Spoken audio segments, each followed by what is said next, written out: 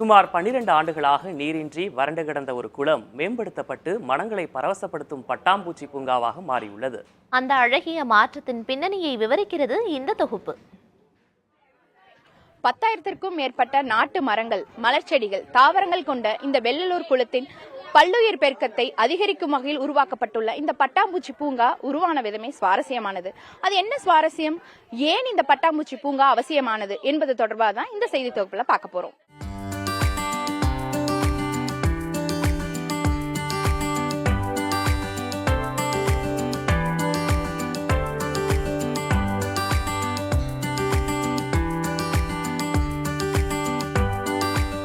கோவை புறநகர் பகுதியில் சுமார் 90 ஏக்கர் பரப்பளவில் உள்ளது வெள்ளலூர் குளம். 10,000த்திற்கும் மேற்பட்ட மரங்கள், மூங்கில் வனம், மருத்துவ குணங்களை கொண்ட செடி கொடிகள் என பல்லுயிர் சூழல் பெருகுவதற்கான முயற்சிகள் முன்னெடுக்கப்பட்ட இடம் இது. தற்போது புதிய வரவாக பட்டாம்பூச்சி பூங்கா அமைக்கப்பட்டுள்ளது. 12 ஆண்டுகளாக நீரின்றி வறண்டு கிடந்தது இந்த குளம். இதை மீட்டெடுக்க 7 ஆண்டுகளுக்கு முன் களமிறங்கிய குளங்கள் பாதுகாப்பு அமைப்பினர் நீர் வழிதட ஆக்கிரமிப்பு அகற்றம், குளத்தை தூர்வாறுதல், குளக்கரையில் மியாவாக்கி முறையில் மரம் நடுவது என பல்வேறு கட்ட பணிகளை மேற்கொண்டனர். இதன் விளைவாக குளத்தில் பட்டாம்பூச்சிகள் அதிக அளவில் தென்பட தொடங்கின. இதுதான் பட்டாம்பூச்சி பூங்கா அமைப்பதற்கான அடித்தளம் என்கிறார் குளங்கள் பாதுகாப்பு அமைப்பின் ஒருங்கிணைப்பாளர் மணிகண்டன். 18 அடியில் தமிழ்நாடோட மாநில பட்டாம்பூச்சியை நாங்கள் வந்துட்டு இங்கே முன்னாடி இது பண்ணியிருக்கோம்.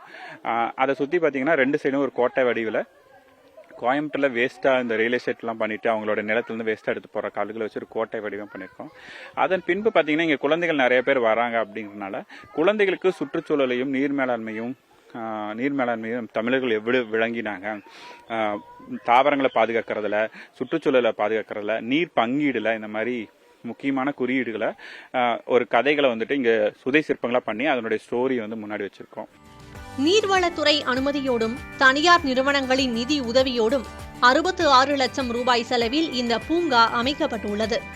கழிவுகளாக தூக்கி எறியப்பட்ட கற்களை கொண்ட கோட்டை போன்ற வடிவம், அதில் நீர் மேலாண்மை, சுற்றுச்சூழல், பல்லுயிர்களை பாதுகாக்க முன்னோர்கள் மேற்கொண்ட முன்னெடுப்புகள் குறித்த புடைப்பு ஓவியங்கள், மூங்கில் பாலம் ஆகியவை இப்பூங்காவில் மனம் கவரும் அம்சங்களாக உள்ளது.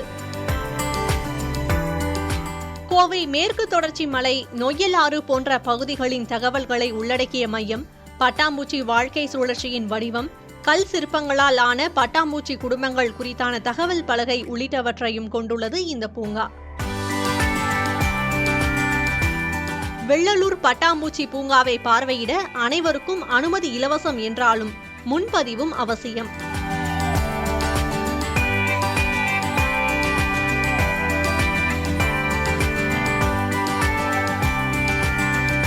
இயற்கை என்றாலே காடு, மலை மட்டும் இல்ல, நம்ம சுத்தி இருக்கிற ஒவ்வொரு விஷயமே இயற்கையோட பிரதிபலிப்பு தான்.